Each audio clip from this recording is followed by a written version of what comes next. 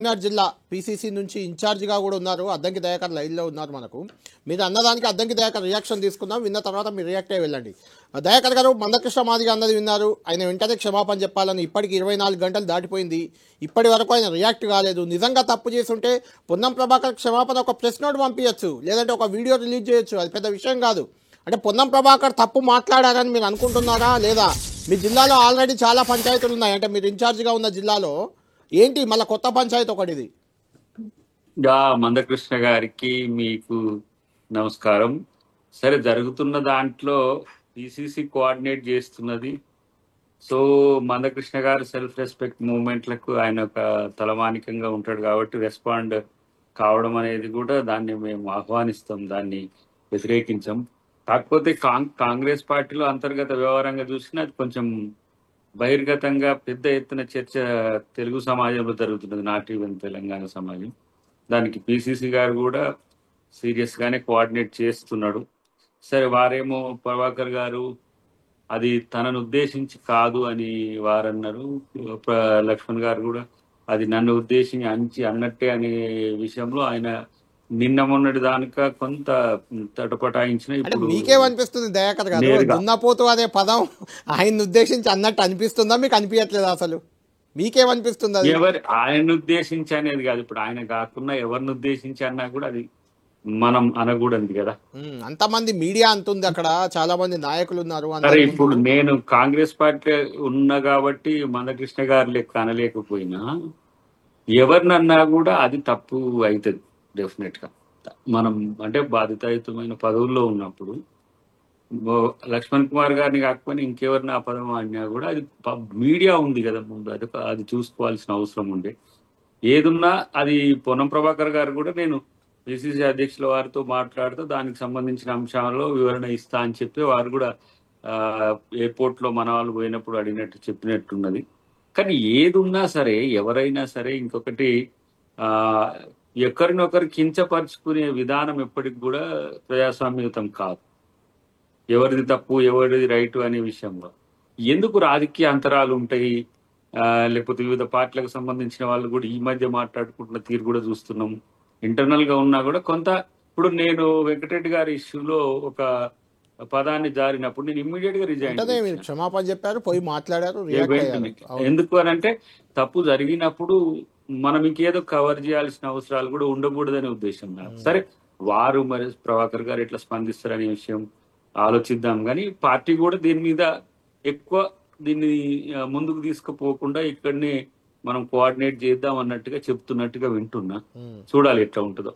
Right, technical గా right. Dayakar గారు, అయితే ఈ వ్యాఖ్యల విషయంలో పొన్నం ప్రభాకర్ గతంలో కూడా అసెంబ్లీ సాక్షిగా గంగుల కమలాకర్ని ఉద్దేశించి కూడా ఇలాంటి వ్యాఖ్య చేశారు. అంటే బాడీ పెరిగింది కానీ బ్రెయిన్ పెరగలే అని ఇలాంటి వ్యాఖ్యలు. అంటే బాడీ షేమింగ్ చేస్తున్నారు పొన్నం ప్రభాకర్ అని ఇంతకుముందే 10 టీవీతోనే గంగుల కమలాకర్ రియాక్ట్ అయ్యారు.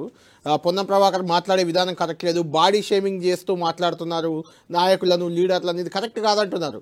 అంటే మీకేమైనా అనిపించిందా పొన్నం ప్రభాకర్ వ్యవహార శైలి పట్ల కొంత విమర్శలు వస్తున్నాయి, దానికి ఏం చెప్తారు మీరు? దయాకర్ గారు, మీది కూడా మ్యూట్లో ఉంది.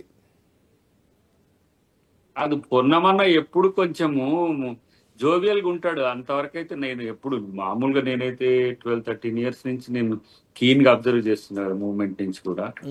జోవియల్గా ఉండడం మాత్రం చేస్తాడు, కానీ ఉద్దేశించి బ్యాడ్ గా మాట్లాడే నైజం కాదు తనదైతే. బ్యాడ్ గా చేయడమను, బ్యాడ్ గా మాట్లాడాలనే ఉద్దేశం కాదు. కానీ అది మరి జారిందా లేకుంటే ఇంకొకరిని అన్న దాని నుంచి క్యారీ ఫార్వర్డ్ అయింది ఈ చర్చ మీదకి వచ్చిందా అనేది అది వాళ్ళు మాట్లాడతారు. కానీ ఇప్పుడు మీరు జరుగుతున్న తీరు బట్టి చూస్తే, తను రెస్పాండ్ అవుతున్న తీరు బట్టి చూస్తే నేనేమనుకున్నా అంటే అది కామ్ గానే అయిపోతుంది ఇష్యూ అని. ఇప్పుడు మొన్ననే మేము జిల్లా మీటింగ్ కూడా అయింది, దాంట్లో కూడా చాలా మంచిగా ఉన్నారు.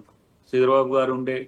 అంటే ఎందుకు దయాకర్ గారు, కరీంనగర్ జిల్లాలో అంటే వివేక్ ఆదిలాబాద్ జిల్లా, ఉమ్మడి ఆదిలాబాద్ జిల్లాకు, మంచిర్యాల జిల్లాకు వెళ్ళిపోయినా ఆయన కూడా పెద్దపల్లి ఎంపీగా చేశారు. కరీంనగర్ జిల్లా మనిషే ఆయన కూడా.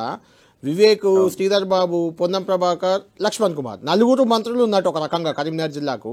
ఈ 4లో వివేక్కి శ్రీధర్ బాబుకి మధ్య గ్యాపు, లక్ష్మణ్ కుమార్కి పొన్నం ప్రభాకర్కి మధ్య గ్యాపు, పొన్నం ప్రభాకర్కి శ్రీధర్ బాబుకి గ్యాపు. ఇద్దరు మంత్రులు ఇట్లా విడిపోయినట్లుగా అనిపిస్తుంది అక్కడ రాజకీయం. మీకేమనిపించట్లేదా? మీరు అక్కడ ఇన్ఛార్జ్ కదా.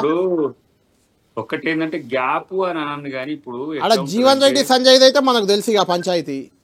యా ఇప్పుడు ఒక్కటి ఏముంటదంటే రాజకీయాల్లో తన శిష్యగణానికి అవకాశాలు తెప్పించాలని ప్రతి ఒక్కరు కూడా ప్రయత్నం చేస్తారు. అది తప్పు కూడా కాదు. ఎందుకంటే సుదీర్ఘకాలంగా కాంగ్రెస్ పార్టీలో పనిచేసిన వాళ్ళు ఇరు వర్గాలకు కాదు అన్ని వర్గాలకు సంబంధించిన వాళ్ళు కూడా ఉంటారు.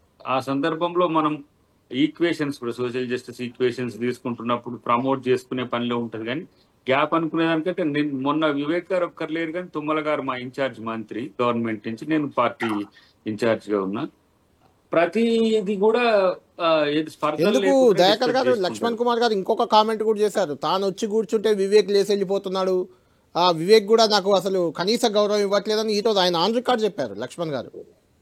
దానికి వివేక్ గారు కూడా ఏంటంటే మీనాక్షి నటరాజన్ గారితో మీటింగ్ ఉంది కాబట్టి నేను వెళ్లాల్సి వచ్చింది అనేది కూడా వివరణ ఇచ్చింది ఈరోజు. అక్కడ అని కాదు, ఇన్ జనరల్ గా తాను వస్తే వెళ్ళిపోతున్నాడు అనే రకంగా కూడా మాట్లాడుతున్నారు లక్ష్మణ్ గారు. ఆహా, అది కావచ్చు. అది ఆయన ఆయన అనుకున్న ఏమంటారు లక్ష్మణ్ గారి దృష్టిలో అది ఉండొచ్చు. కానీ ఏదున్నా వీళ్ళు చాలా ఏమంటాం కలిసినప్పుడు, నేనైతే సరే వివేక్ గారితో కలిసినప్పుడు నేను చూడలేదు. కానీ మొన్న మా మీటింగ్ లో, ఆ మీటింగ్ దాదాపు గంటన్నర అయింది, జిల్లా మీటింగ్. దానికి సంబంధించిన అంశంలో అందరు కూడా ఇష్యూస్ కూడా ఏవేవి ఉన్నాయో వాటిని పరిష్కరించుకోవడానికి ఒక పాజిటివ్ కోణంలోనే ఉన్నారు. బట్ ఇంత గ్యాప్ ఉంటదని కూడా మరి చూడాలి. ఇప్పుడు జరుగుతున్న అంటే దాన్ని ఈ బట్టి అయితే వ్యవహారంపై గ్యాప్ ఉన్నట్టు దయాకర్ గారు, కనపడుతుంది. ఈ వ్యవహారంపై క్షమాపణ చెప్పాలనేది డిమాండ్. మందకృష్ణ గారు చేసినా, లక్ష్మణ్ కుమార్ చేసినా, గంగుల కమలాకర్ చేసినా, ఇంక్లూడింగ్ కవిత కూడా అదే డిమాండ్ చేస్తున్నారు. ఎమ్మెల్సీ కవిత గారు కూడా. ఏంటి చెప్పిస్తారా, క్షమాపణ చెప్పిస్తారా, లేకుంటే కాదు, దీన్ని మన ఇప్పుడు కృష్ణమాధి గారు వెళ్ళిపోయింది లేరా, ఉన్నారు మనతో ఉన్నారు లేరా? ఉన్నారు మీరు చెప్పాక కృష్ణమదిగాతో మాట్లాడతారు.